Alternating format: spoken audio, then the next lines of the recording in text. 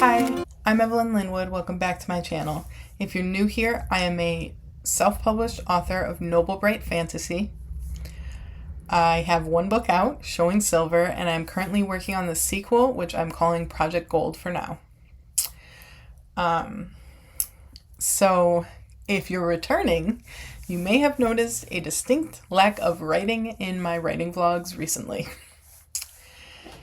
And that's why I wanted to talk to you a little bit about the motivation to write,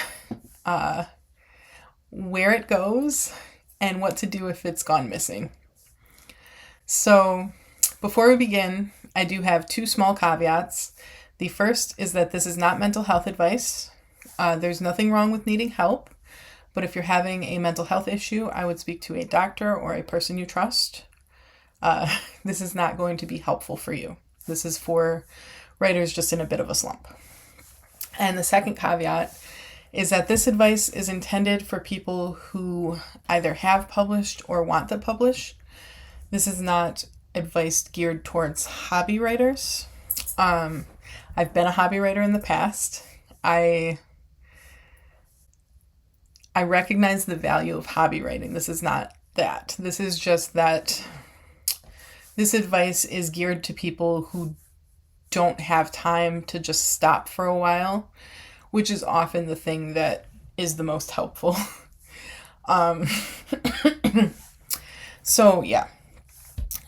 So once you've determined that it's not a mental health issue and you want to push through, you want to do it even when it's not fun, now we can talk about the motivation. Personally, I think I have been in the beginning stages of what many call writer's block. I'm not really comfortable with that term. I never believed in it until I experienced it a few years ago. But even then, like, writer's block sounds like a condition, and I think it's more of a symptom. So if you're having trouble writing, we need to figure out why. Like, writer's block, what does that mean? I can't write. Which I can now. I got through it. But so in my case, I think what was going on was I was spending too much time on social media and not enough time on things that actually fill the well. Like, I don't know if you've heard that phrase, fill the well. It refers to the well of creativity, the creative energy, which sounds woo-woo, but I don't mean it that way. So I was running, not counting YouTube and Rumble, I was running 6 social media accounts. I had an Instagram, a Facebook, a Threads, and a Blue Sky for my pen name, and I had an Instagram and a Facebook for my small business. So that's 6.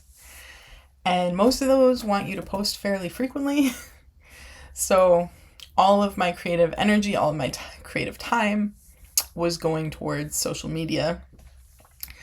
I'd finish that and then I wouldn't want to work on writing, or I couldn't think about my story. I think also a little bit, I was treating writing very much as a solo thing, and that can be bad as well. So when you diagnose your problem, you want to figure out what's causing you not to be able to write. Is this story specific, or is this a general creative block? In my case, it was a general creative block. In many cases, it's story specific. A lot of times, especially if you're in the middle of a novel, you might benefit from reading a craft book or looking at, if you're a pantser, outlining. If you're an outliner, try and pants a couple scenes and see where it takes you, right off, not from the outline, write other stuff that comes to mind. Maybe it'll spark something new, or maybe it'll actually fit in your outline somewhere. But I think just shaking it up a little bit, looking at your story structure, looking at your characters, making sure that they're acting like themselves and you're not trying to force them to follow a script, or vice versa. You're not trying to force... What was I trying to say? Make sure the characters match the actions, the motivations all make sense. Look for plot holes, that kind of thing. And this sounds like editing, but honestly, when you're writing and it's not working, sometimes that's where you have to go. The other thing I would say is, if it is book specific, project specific, this one's going to hurt. This one's going to hurt everyone. They're going to be crying about it over in Narnia. Sometimes the story is not book worthy. Sometimes you have an idea and it's a great idea, but it's not enough for a book. And that's okay. You can recycle the idea. You can push it into another book. I think I've heard Brandon Sanderson say that that's sometimes what, like, his books wind up being like 4 different ideas. So that's a thing that writers experience. Sometimes your idea was just not worth the whole book. Now, you can either rework the idea so that it still works. This is an option. You might have to add to it. You might have to modify it. That's okay. Or you can maybe use it as a subplot in another book.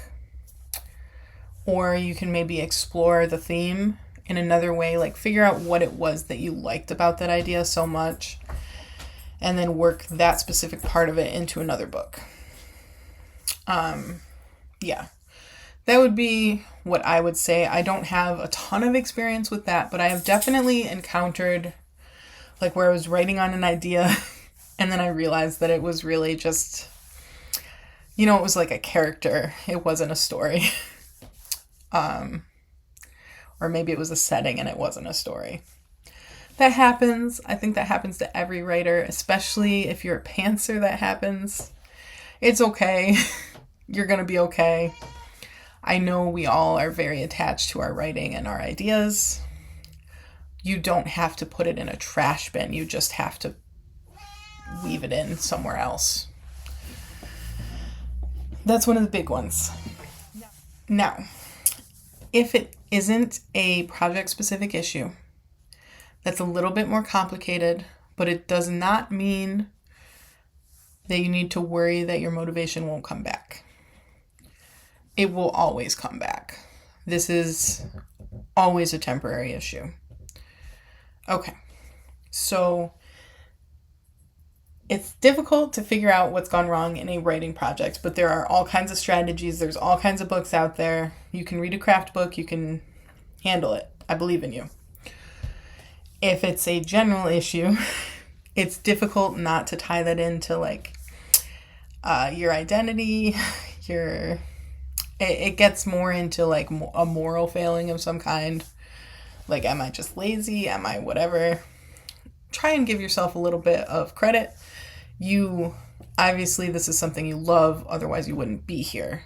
So don't start from that place. Start from like something's gumming up this machine. Better dig it out.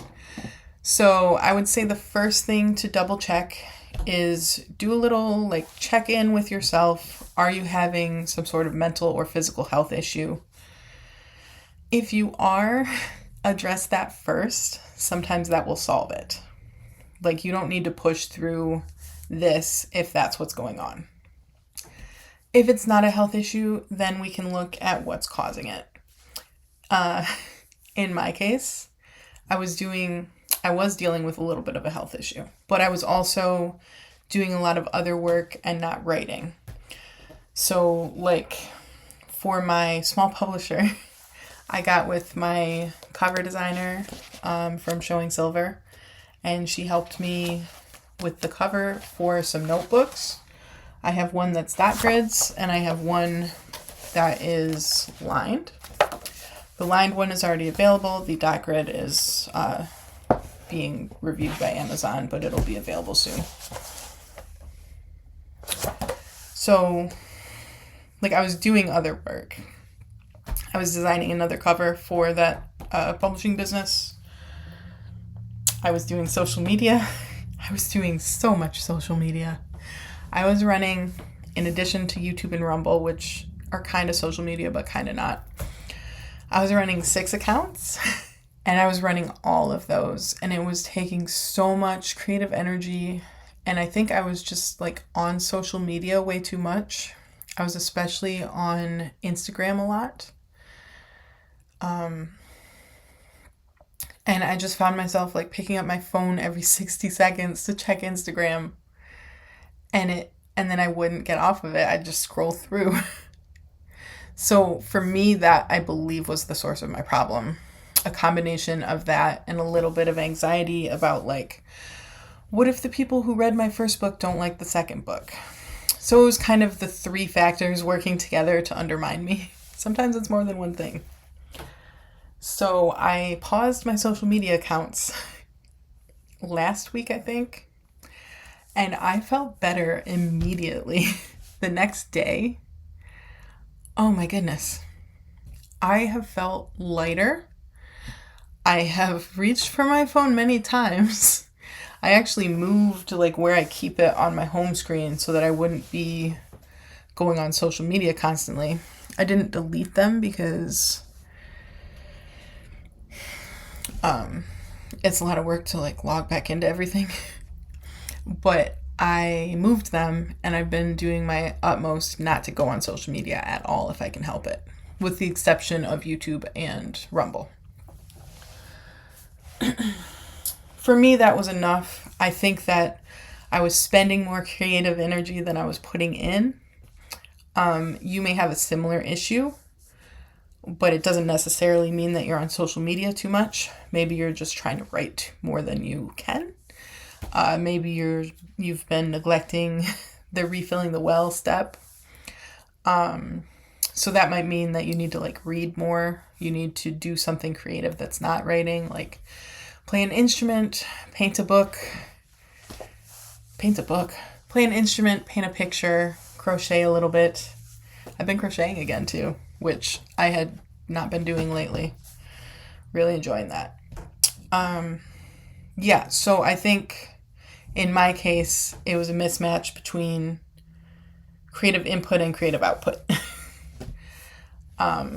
Yeah, so that's a very common issue. Another common issue, which I would count as a mental health issue, would be, like, actual true burnout. Again, if that's your issue, you can reach out to a professional. They will be able to help you kind of get out of that. I would also recommend maybe checking out Becca Syme's videos. That's Syme. She has a whole series on burnout, and it's very helpful if that's what you're going through.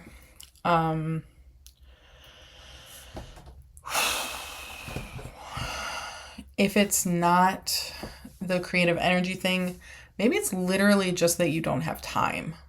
It can feel like you're not motivated because, you get home, maybe you have a day job. You get home from work, you're tired. You make dinner, you're tired. Maybe you only have, like, an hour in the evening and you're just literally too tired. That's not time that you have. That's time that you need for rest. So, like, sometimes it can be hard to find time to write. That is an actual genuine problem. I have been blessed enough to have the freedom to make my own schedule, so that's never been something that I've had to contend with, but it is absolutely an issue that exists, and it's possible that you're just being too hard on yourself. But then, sometimes it's just like that you're just not feeling motivated. So if it's not time and it's not some kind of energy issue, I would sit down and maybe think about why you want to write in the first place. What are your goals with writing? What is your, Like, what would make you feel like you were a success at writing? And then maybe look at the steps to bring you to that place and follow those rather than, like, maybe you're just following a plan that's not aligned with where you want to go. There is one other thing it could be when it comes to writing block, writer's block, whatever. Sometimes you're just hating every word you write. Like, you can write words, you just don't like them. If that's the case, I have great news for you. There is a solid chance that you are going through a growth spurt. So there's this cycle in most creative pursuits where your kind of critical eye advances faster than your abilities. So sometimes you'll go through a time period where just you don't like what you're producing. This is very common. It happens for painters, it happens for crocheters, it happens for musicians, it happens for writers. A lot of times, what this means is that you are improving. So you're reading your work and it sounds like you can see the flaws, you just can't quite get to where you need to fix them. The best advice I can give you if that's the case is just keep writing and hopefully your skills will catch up. Maybe you need to do a little bit of professional development. If you can spot specific areas, like specific things that you don't like about your writing, you can seek out specific solutions to those issues. If it's just a general issue, I'd say keep writing. Maybe read books that you love. Maybe annotate some books, critical essays, that kind of thing. But that's actually a very good thing. So it might feel awful in the moment. I know it feels awful in the moment. I've been through it. It's a good thing. It's a sign of growth. It means that you are improving in your craft. And it actually means that you are less blocked than growing. So if that's the case, woohoo! I know it sucks, but it'll get you where you want to go.